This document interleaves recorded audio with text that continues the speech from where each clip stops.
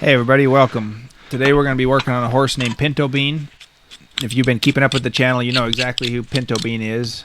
But for those of you that are new around here, here's a couple pictures I'll show you, just so you kind of see the whole picture of how far this foot has come along. And if you want to, you can go over to the channel. I got a playlist together of kind of the progression of how Pinto Bean's foot has progressed, and I've videoed those. So go over and check those out. A little introduction for the new folks. My name's Sheldon Thomas. I'm a certified journeyman farrier and also a fourth-year vet student here at Washington State.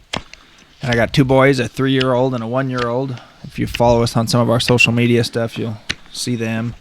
And most importantly, I got a dang good wife that makes shoeing and vet school and these videos even possible. Okay, so my plan with this video is I'm just gonna, as I'm working along, I'll pop in at the important parts and explain what I'm doing and why I'm doing it. I'm pretty excited for this video. I'm gonna be making a pair of handmade shoes for Pinto Bean out of some bar stock. I just couldn't get what I needed for him out of some store-bought shoes, so I'm gonna, like I said, make some handmade shoes, and I'll show you how I do that and get them fit up for Pinto Bean.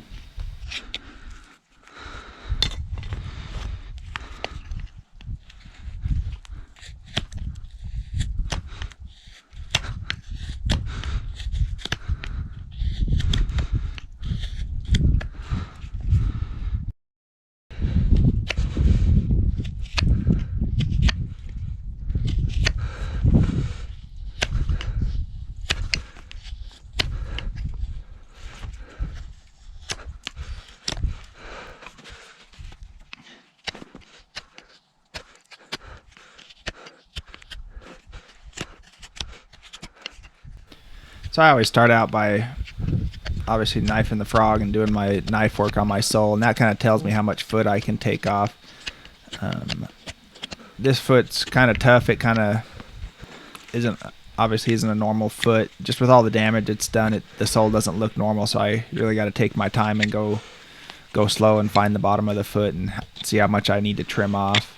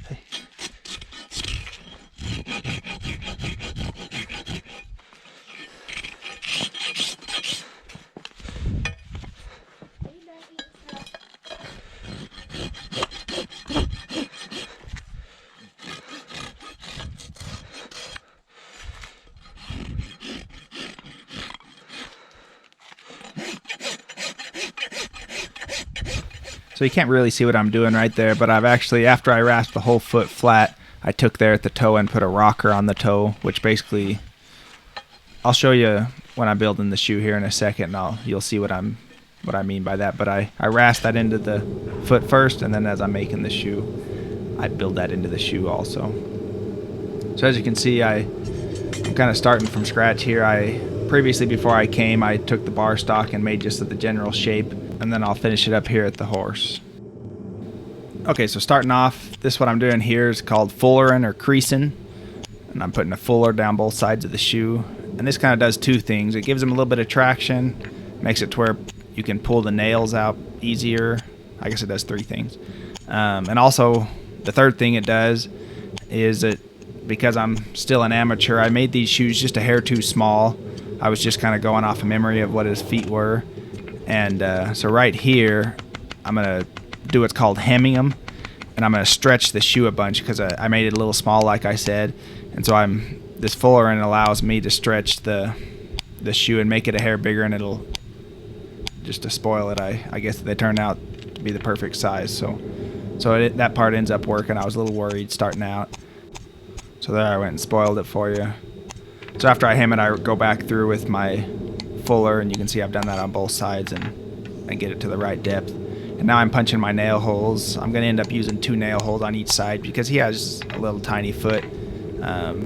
Nails, like I've kind of mentioned before in previous videos, are just they're a necessary evil. It's necessary to have them to keep the shoe on, but they don't do the foot any favors. You're putting a hole in the foot where bacteria and stuff can get in there and do what bacteria does. So I'm just going to be using the least amount I can to keep the shoe on, which I've decided is 2. And the clips that I'll be using, I'll show you here in a second, those also keep the shoes on. So this is Pritchelin. I've punched the nail holes, and it leaves a little flat piece of metal there at the bottom, and then I punch that, pop out the little flat piece of metal in the bottom of the hole, and the nail hole's pretty much complete.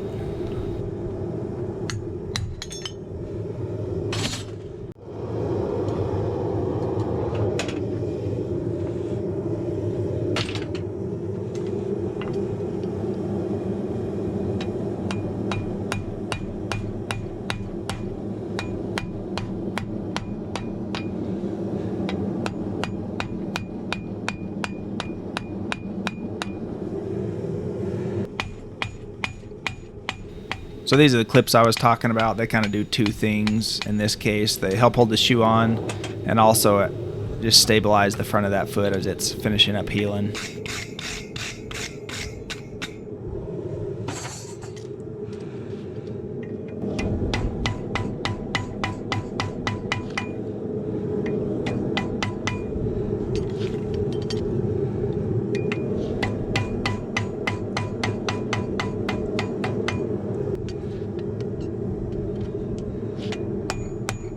Okay, so right here, this is the rocker toe that I mentioned earlier when I was trimming. And what this is going to do is it just takes a little bit of leverage off of his toe. Those lamina are still healing from the big hole you saw in the pictures I showed. So this is just going to take a little bit of leverage off of his toe there. He tends to grow a longer toe just because those lamina aren't tight and strong. And so I just put a little rocker on that toe, and that's going to help him heal up. And this is a trick I learned not too long ago. I measure the width of the foot when I'm trimming it, and then measure my shoe, and it saves me trips back and forth to the horse.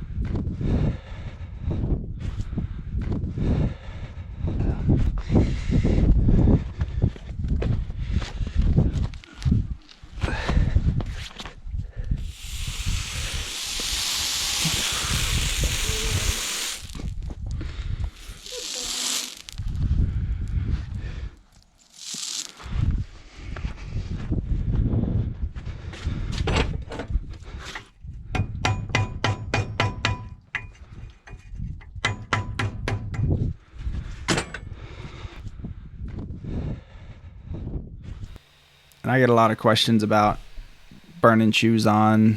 You can think about it, it's pretty similar to using a curling iron on your hair. That part of the foot is not live, it's just keratin similar to your hair, and so it doesn't have any feeling in it, so the horses don't feel it.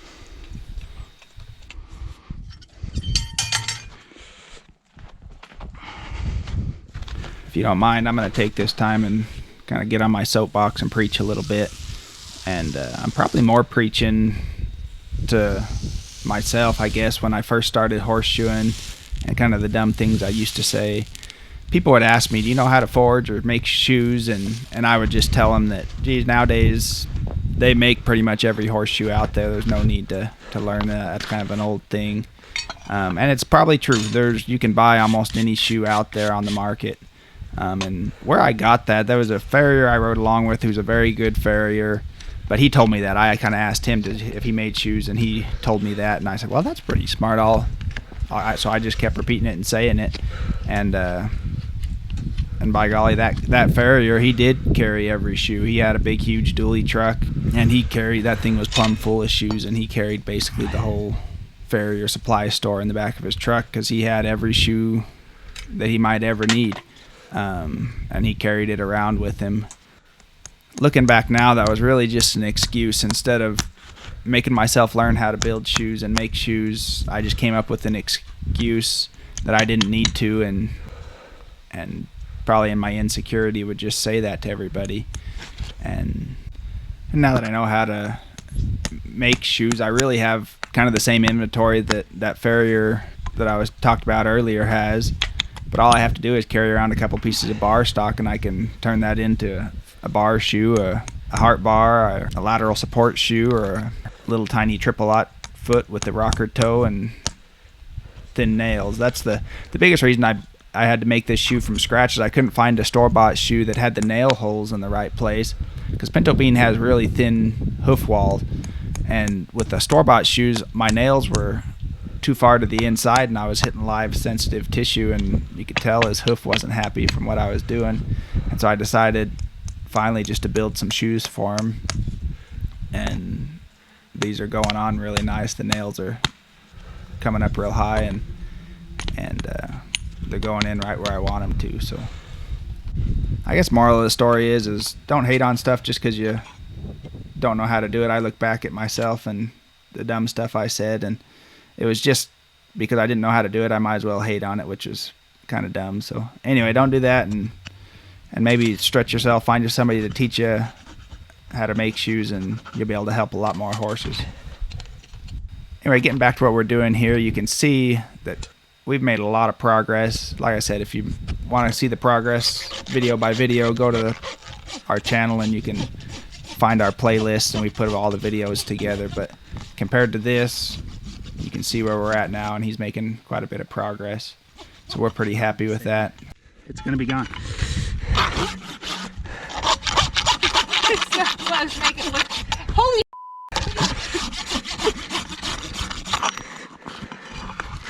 look at that! To say the least, we're pretty happy with Pinto Bean's progress. It's been probably about 1.5 years now that he's had the hole in his foot. He's been fighting this chronic deal, but anyway, he's got a whole foot now, and we're happy with that. So appreciate you watching. Stand up for what you believe in. Remember who you are. Don't do anything I wouldn't do, and we'll catch you next time.